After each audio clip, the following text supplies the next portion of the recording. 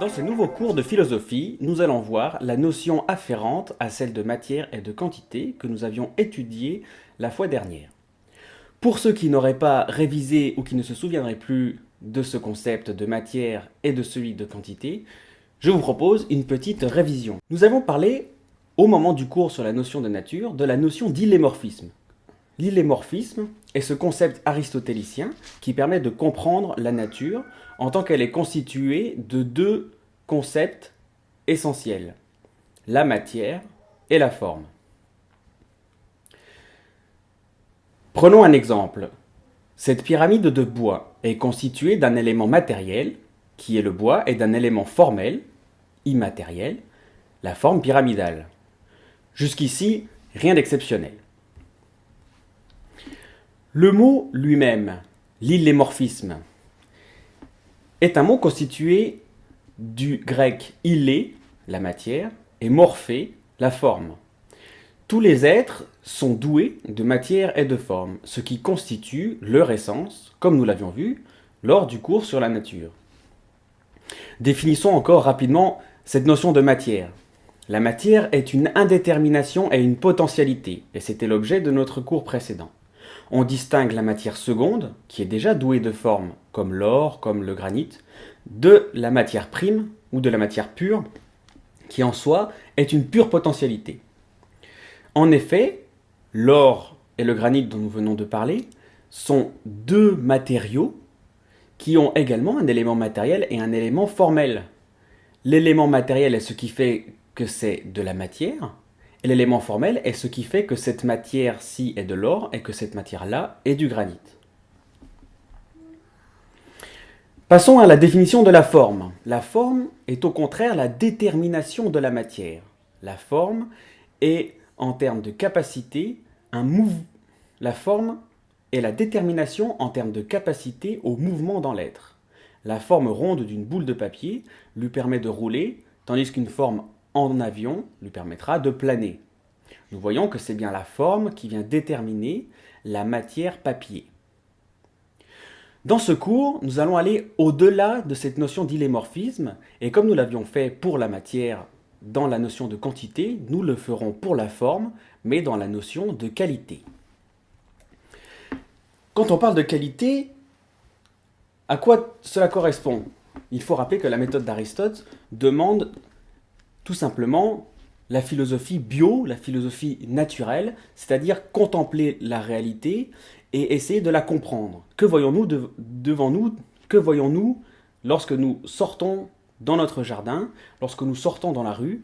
Nous voyons des êtres différents et également, sous l'angle qui nous intéresse, celui de la qualité, des êtres de qualité différente.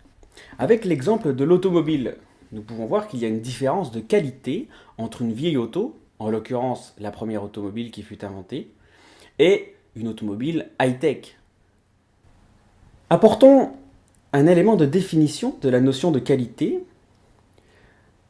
Tout d'abord, on peut dire qu'elle est indéfinissable. On ne peut pas la démontrer, mais on peut la montrer. C'est ce qu'on appelle un genre suprême. On aura l'occasion d'y revenir en logique.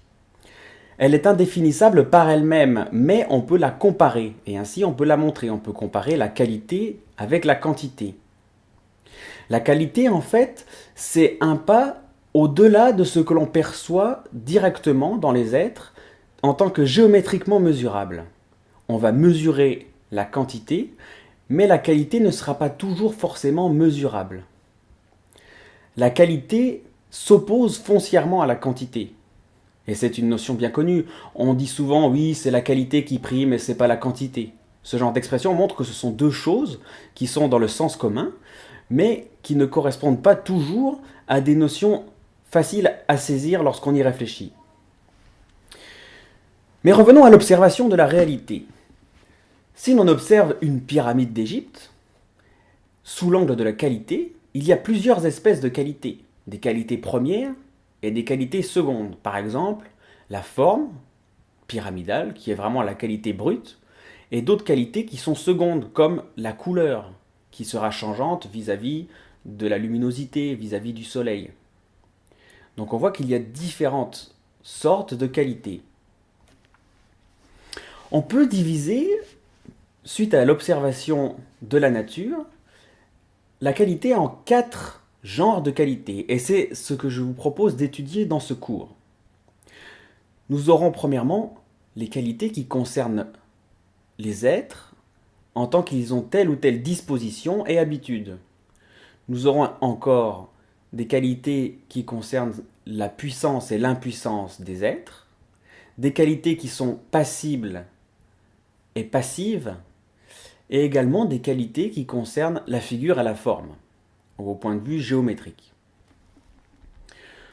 Tout d'abord, la question des dispositions et de l'habitus. Je vous présente comme exemple le fameux Serment des Horaces.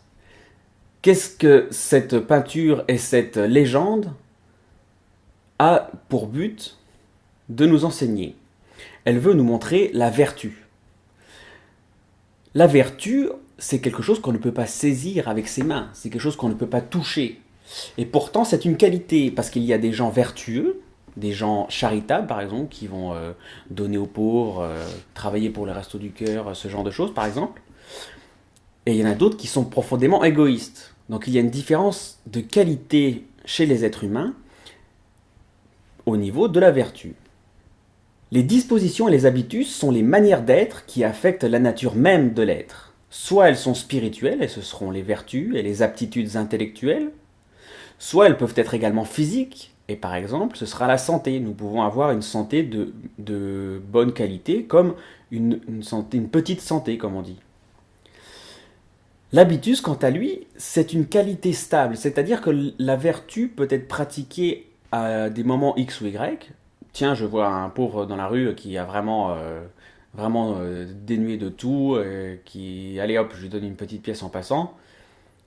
Ou alors, il peut y avoir cette vertu de manière habituelle, c'est-à-dire que c'est une habitude d'aider les pauvres. Et là, je m'engage dans une association pour aider les pauvres.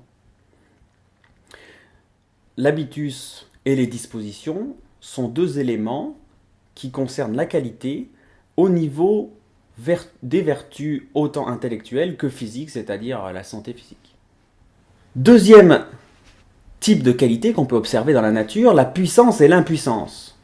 Ce qu'on peut faire et ce que l'on n'est pas capable de faire.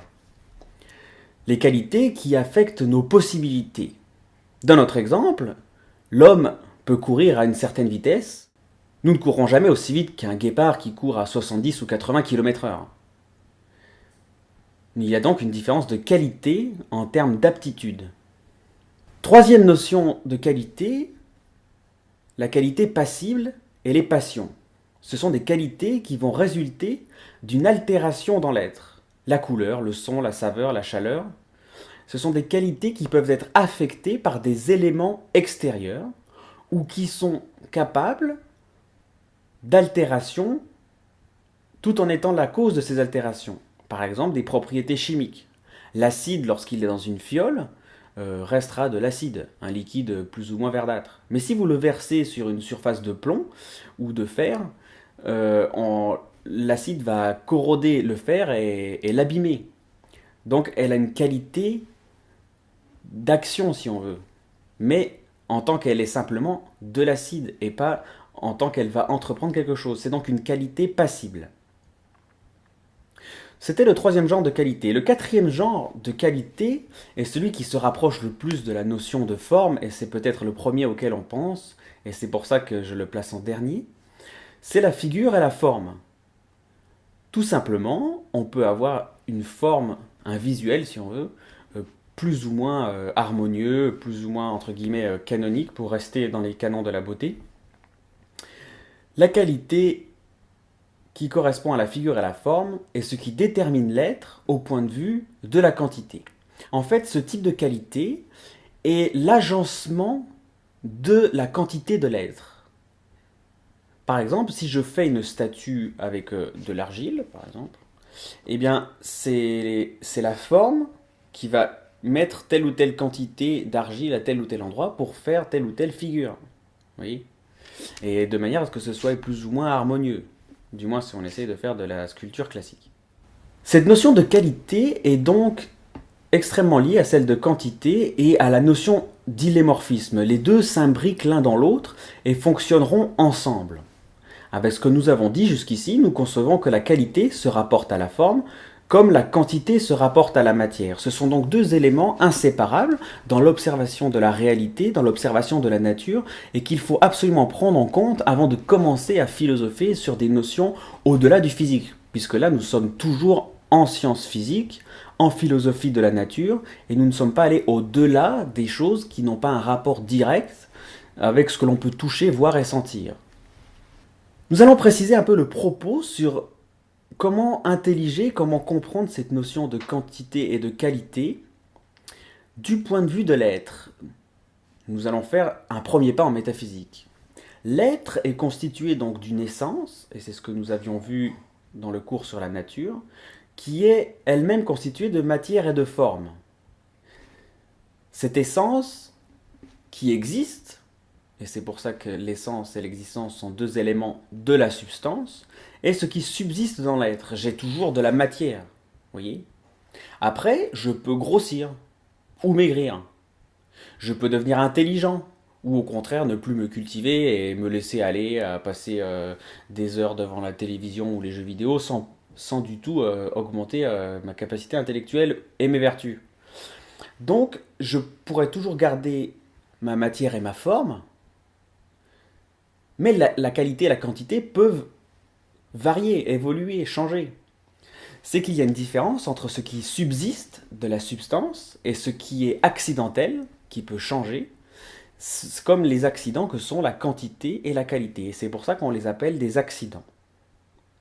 Donc il faut bien comprendre ici simplement que la qualité et la quantité sont deux éléments entre guillemets observables dans la réalité matérielle, dans la réalité que nous pouvons appréhender directement par les sens, mais qui sont fluctuants et changeants dans l'être par rapport à la notion de forme et de matière qui constitue réellement l'essence. En fait, les accidents sont la traduction de l'essence au niveau de la saisie directe d'essence pour la connaissance.